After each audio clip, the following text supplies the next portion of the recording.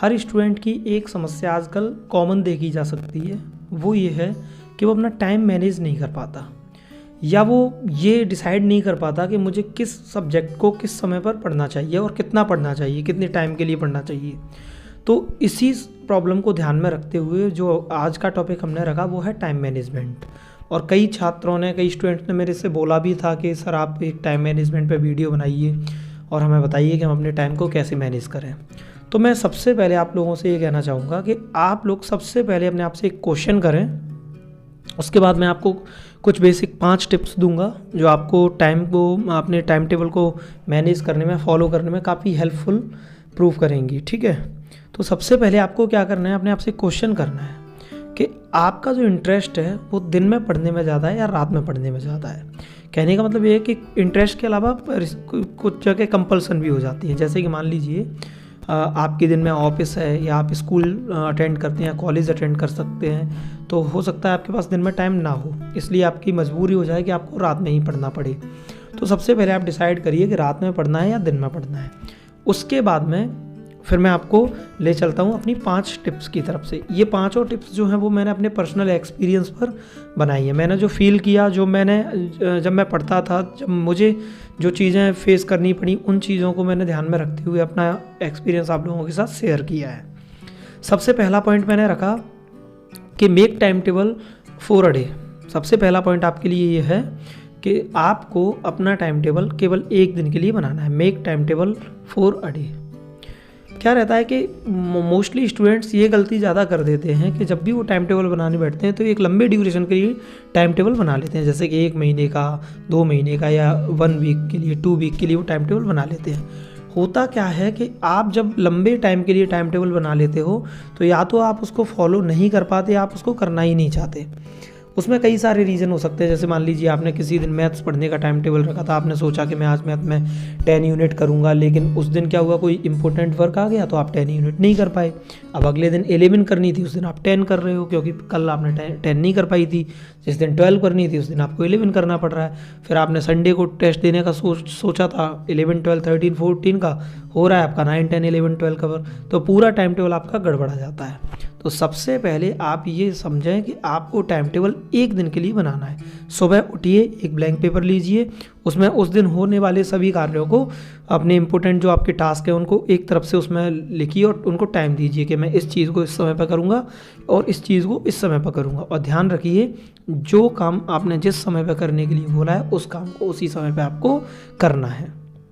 ठीक है, फिर हम आगे चलते हैं। दूसरा मैंने आपके लिए जो पॉइंट रखा वो है चूज़ योर प्रायोरिटीज़। हमेशा आप ध्यान रखिए, जब भी टाइम टेबल बनाए तो अपनी प्रायोरिटीज़ को ध्यान में रखिए। क्या रहता है कि हर दिन की प्रायोरिटीज़ अलग अलग रहती हैं। फॉर एन एग्जाम्पल, आपके घर पे कोई प्रोग्राम है तो उस दिन क्या रहेगा कि घर पे बहुत सारे गेस्ट रहते हैं, फंक्शन रहता है, हमें काम भी रहते हैं, तो उस दिन में आप टाइम बिल्कुल नहीं दे पाएंगे और हो सकता है नाइट में भी नहीं दे पाएँ। तो आप कम से कम प्रायोरिटी देखोगे तो ये तो समझोगे, आप झूठे वादे तो नहीं करोगे अपने आप से, बाद में टाइम टेबल को फाड़ोगे तो नहीं कि यार हमने बना लिया, हम पढ़ नहीं पाए।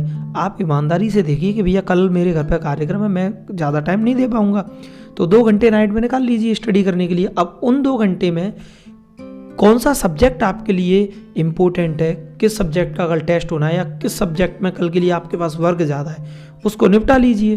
तो सबसे पहले आप एक दिन का टाइम टेबल बनाइए, उसके बाद अपनी प्रायोरिटीज़ को देखिए। तीसरा जो मैंने आपके लिए पॉइंट रखा वो ये है कि आपको ऐसे टाइम को अवॉइड करना है जिस टाइम पर डिस्ट्रक्शन बहुत ज़्यादा रहता है। Means try to avoid destructive time. जो टाइम आपको डिस्ट्रक्ट कर सकता है उस टाइम पर आपको अपने स्टडी रिलेटेड कोई भी टास्क नहीं रखना है। जैसे कि शाम को 6 से 9 या 10 बजे के बीच में जो आपका डिस्ट्रक्शन होता है वो हाई लेवल पर रहता है। क्यों? आप समझिए, उसी टाइम पर मोबाइल पर बहुत ज़्यादा नेटवर्क रहता है। कहने का मतलब क्राउड पूरा मोबाइल पर बिजी रहता है। उसी टाइम पर आपको व्हाट्सअप मैसेजेस आएंगे, उसी टाइम पर फेसबुक पोस्ट आएंगी। यहाँ तक कि जो यूट्यूबर्स हैं, यानी जैसे कि मैं हूँ, तो मोस्टली हम लोग अपनी वीडियो शाम को 6 बजे ही अपलोड करते हैं क्योंकि उस टाइम पर क्राउड ज़्यादा होता है, व्यूज़ अच्छे मिल जाते हैं। और उसी टाइम पर आप देख लीजिए, आपके टीवी रियलिटी शो जो भी हैं, Dance India, Dance Indian Idol, उसी टाइम पर आएंगे।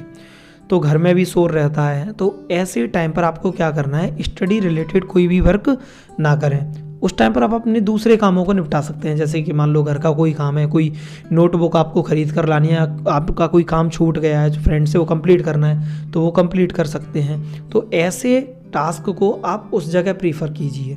तो आपको हमेशा टाइम टेबल बनाते समय ये ध्यान रखना पड़ेगा कि आप कहीं जो टाइम चुन रहे हैं पढ़ने के लिए, वो टाइम तो गलत नहीं है, क्योंकि कभी कभी मैंने आपको बताया फिर से, डिस्ट्रक्शन उस टाइम पर पीक लेवल पर होता है, तो आप चाह के भी उस डिस्ट्रक्शन से दूर नहीं हो सकते। तो हमेशा इस तीसरे पॉइंट को ज़रूर याद रखना, ये बहुत इंपॉर्टेंट है। देखिए, फोर्थ पॉइंट जो है आपके लिए वो है ईजी टू हार्ड।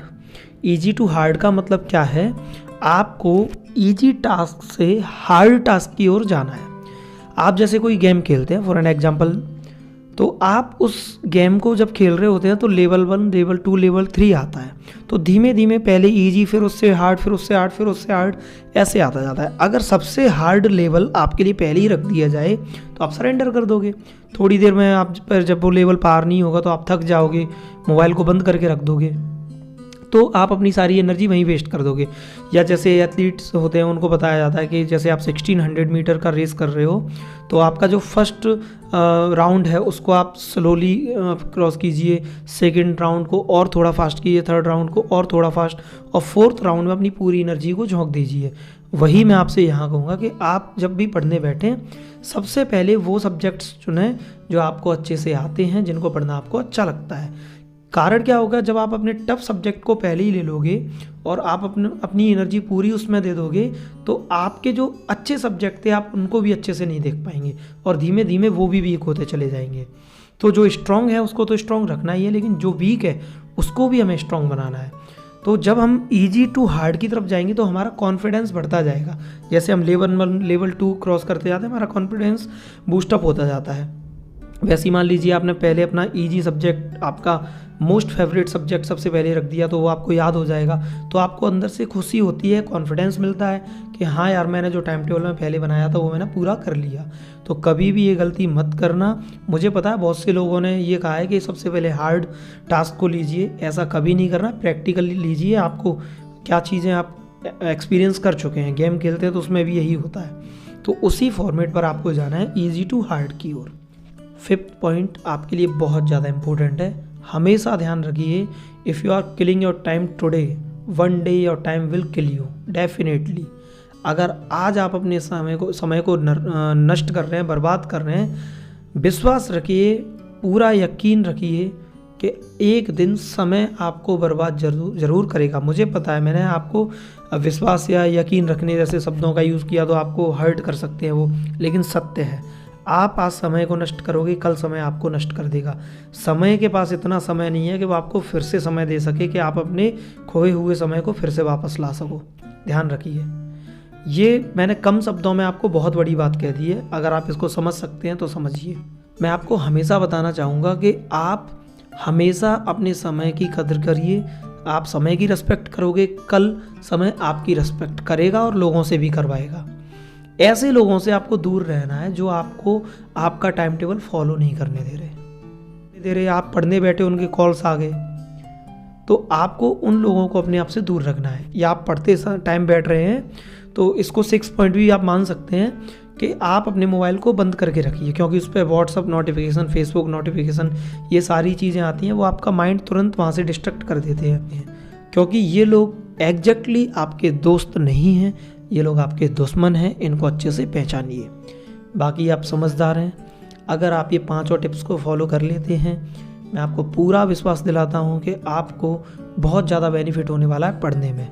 और आप चाहते हो कि अगला टॉपिक आपका क्या रहे वीडियो का, आप मुझे कमेंट सेशन में जाके बता सकते हैं।